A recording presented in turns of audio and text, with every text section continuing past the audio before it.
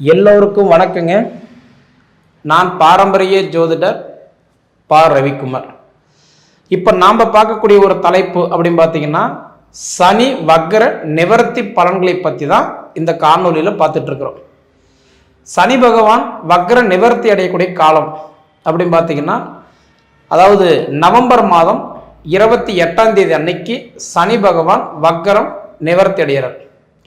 அதே தமிழுக்கு பார்த்தோம் அப்படின்னா, நிகழும் மங்களகரமான விசுவாவசு வருடம் கார்த்திகை மாதம் 12ஆம் தேதி வெள்ளிக்கிழமை காலையில் 9:15 சனி பகவான் மீன ராசியில இருந்து மீன ராசியிலே வக்ரம் நிவர்த்தி அடைகிறார். அப்ப சனி பகவான் இப்ப என்ன கண்டிஷன் இருக்கிறார் அப்படின்னு பார்த்தீங்கன்னா, 332 டிகிரியில மீன ராசியில, அதாவது குருவுடைய ராசியில குருவுடைய நட்சத்திரத்தை வாங்கி, பூருட்டாதி நட்சத்திரம் அதாவதுன்றது 4ஆம் பாதத்துல குருவுடைய ராசியில குருவுடைய நட்சத்திரத்துல இப்ப சனி பகவான் மீன ராசியில வக்ர நிலையில இருந்து நிவர்த்தி அடைகிறார். அப்ப சனி பகவான் யாரு அப்படின்னு பார்த்தீங்கன்னா, தொழிலுக்கு ஆரகன், தொழிலுக்கே அதிபதி, கர்ம வினைகளுக்கேற்ற பலன்களை கொடுப்பவர் யாருன்னா சனி பகவான் மட்டும்தான். நம்ம நல்லது பண்ணினாலும் அதுக்கு பலன் கொடுக்குறவர் சனி தான்.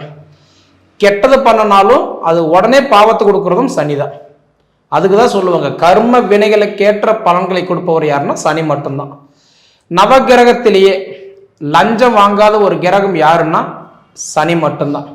அதாவது நேர்மையான கிரகம். அதனால தான் நல்லதா இருந்தாலும் கெட்டதா இருந்தாலும் அது உடனே செயல்படுத்திடுறார்.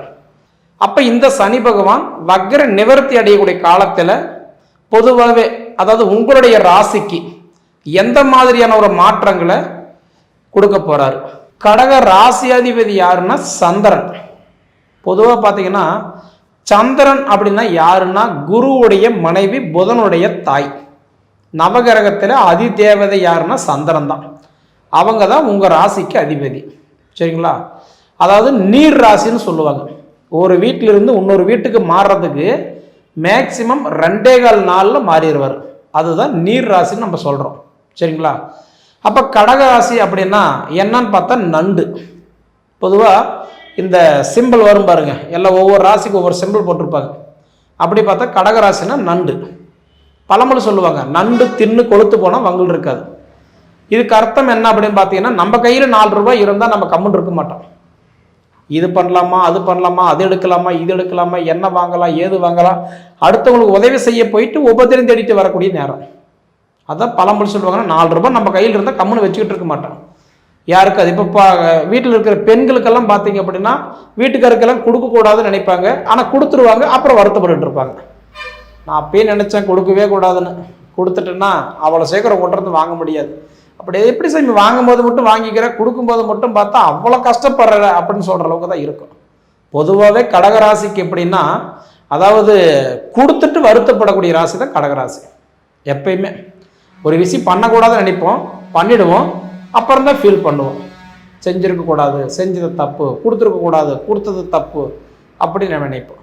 அப்படி பார்த்தா இன்னைக்கு கடகராசின்னா நண்டு ராசி, அதே மாதிரி நீர் ராசி. சரிங்களா? அடுத்தபடி பார்த்தீங்க அப்படின்னா, உங்களுக்கு கட்டான்றது, இன்னைக்கு கட்டான்றது சரம் ராசி. சரம், திறம், உபயன்னு சொல்லுவாங்க. அதில் பார்த்தா உங்களுக்கு சர ராசி. பொதுவாக சர ராசிக்காரங்களுக்கு பிடிவாதம் நிறையா இருக்கும். தான் பிடிச்ச மயிலுக்கு 3 காலுன்ற மாதிரி கொஞ்சம் பிடிவாதம் நிறையா இருக்கும். கண்டிப்பாக உங்களுக்கெல்லாம் பார்த்தீங்கன்னா, ஒரு சில நேரத்துலலாம் பார்த்தீங்கன்னா, நானே ராஜா நானே மந்திரின்ற மாதிரி தான் பேசுவீங்க.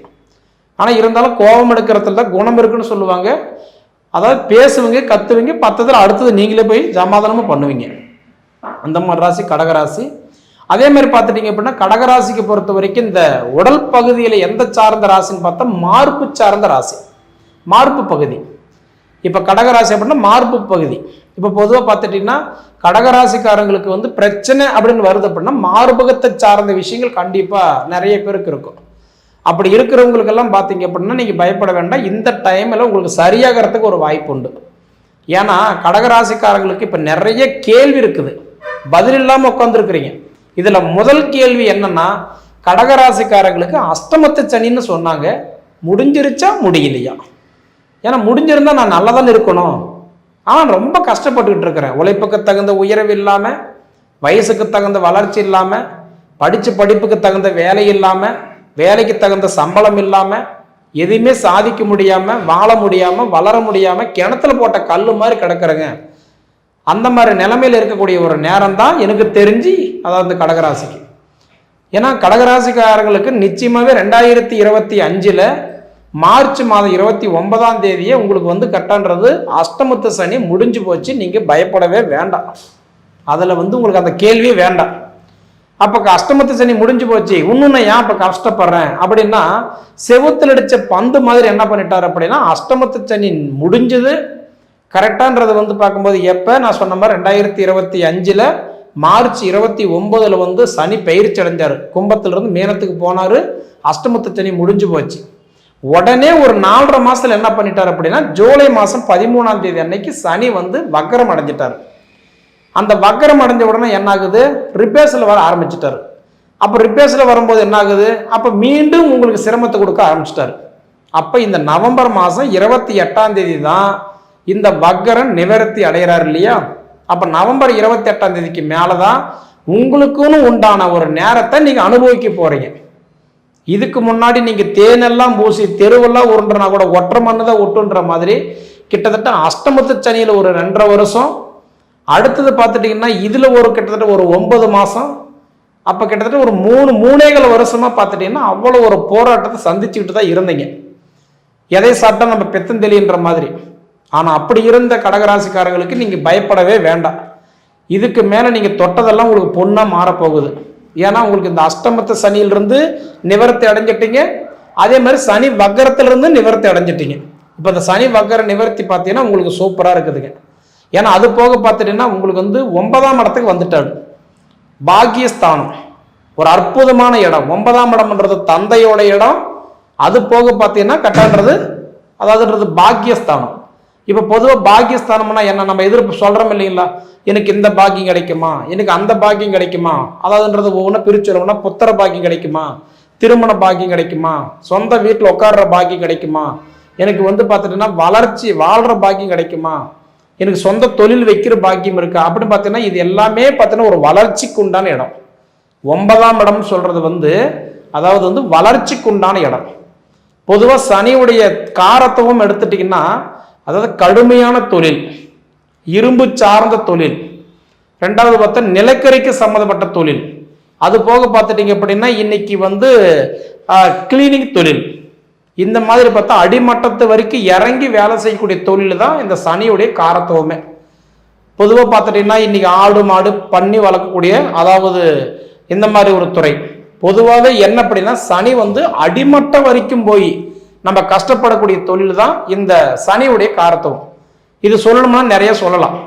அதாவதுன்றது மேல் பதவின்றது கிடையாது. சனி பொறுத்த வரைக்கும் எல்லாமே அடிமட்டத்துடைய பகுதி தான் உங்களுடைய தொழில் சார்ந்த பகுதி. அதனால என்னன்னா கடகராசிக்காரர்களை பொறுத்த வரைக்கும் உழைப்புக்கு தகுந்த உயர்வு இல்லாமல், வயசுக்கு தகுந்த வளர்ச்சி இல்லாமல், மற்றவங்களுக்கு நீங்கள் போராடி கொடுத்துக்கிட்டு இன்னைக்கு எல்லாமே செய்து கொடுத்து நல்ல பேர் இல்லாமல் உட்காந்துட்டு இருக்கக்கூடிய ராசி எனக்கு தெரிஞ்சு கடகராசியாக இருந்தாலும் இந்த கடகராசிக்காரங்களுடைய நிலைமை இதுக்கு மேலே உங்களுக்கு மாறப்போகுதுன்னு சொல்கிறேன். இதுக்கு முன்னாடி சொந்த தொழில் செய்யலன்னு சொன்னீங்க பார்த்தீங்களா, இப்போ செய்யுங்க. மோட்டார் வாகனம் இது எல்லாமே பார்த்தீங்கன்னா இன்னைக்கு சனியோட சார்ந்த தொழில் தான். மோட்டார் வண்டி வாகனம், ரெண்டாவது பார்த்துட்டுனா ஒரு பொருள் சரி பண்ணுறது, இன்னைக்கு வந்து ஒரு பொருள் ரிப்பேர் ஆயிடுச்சுன்னா சரி பண்ணுறது உங்களோட வேலை தான். ஏன்னா அதே சமயத்தில் வந்து பார்த்துட்டீங்க அப்படின்னா பொதுவாகவே இன்னைக்கு இந்த காந்த சக்திக்கு சம்மந்தப்பட்ட ஒரு வேலைகள் எல்லாமே உங்களோட தொழில் தான். பொதுவாகவே இன்னைக்கு எடுத்துக்கிட்டீங்க அப்படின்னா இன்னைக்கு அதாவது கடகராசிக்காரங்களுக்கு இந்த சனி வக்கர நிவர்த்தி முதல்ல உங்களுக்கு புத்திர செல்வத்தை கொடுக்குறாரு, திருமண தடைகள் விலக போகுது, சொந்த வீட்டில் உட்காரக்கூடிய பாக்கியம் கிடைக்க போகுது. அதுதான் உங்களுக்கு பாக்கியஸ்தானம்.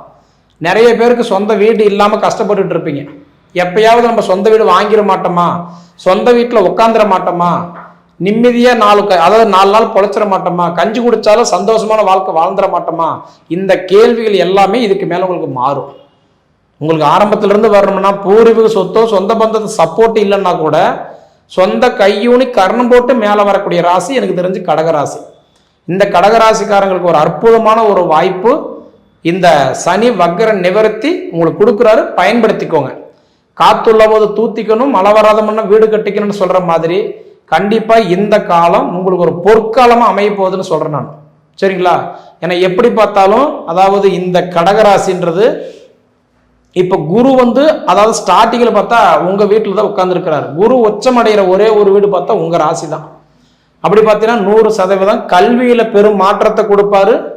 மண்மனை சார்ந்த தடைகள் விலக போகுது. அது போக பார்த்தீங்கன்னா உங்களுக்கு வண்டி வாகனம் எடுக்கிறது, மாத்துறது, புதுப்பிக்கிறது இதுக்குண்டான யோகம் எல்லாம். ஏன்னா இதுக்கு முன்னாடி அஷ்டமத்து சனியில எடுக்க வேண்டாம்னு சொல்லியிருப்பாங்க. அப்பெல்லாம் தடையா இருந்தது இல்லையா? இப்போ அந்த தடைகள் விலக போகுது. இப்போ நீங்க ஏதாவது செய்யணும்னா தாராளமாக செஞ்சுக்கலாம். இந்த மோட்டார் வாகன தொழில் இருக்கிறவங்களுக்கு எல்லாம் பார்த்தீங்கன்னா ரொம்ப சிரமப்பட்டு கஷ்டப்பட்டு முன்னேற முடியாம, வாழ முடியாம, வளர முடியாம, அதாவது எதை சாப்பிட்டா நம்ம பித்தம் தெளியுமோன்ற மாதிரி ரொம்ப சிரமப்பட்ட கடகராசிக்காரங்களுக்கு எல்லாம் இதுக்கு மேல நீங்க நல்லா தான் இருக்க போறீங்க. மொத்தத்துல நீங்க வாழ்ற இடத்துக்கு வந்துட்டீங்க. நீங்க வாழ போறீங்க.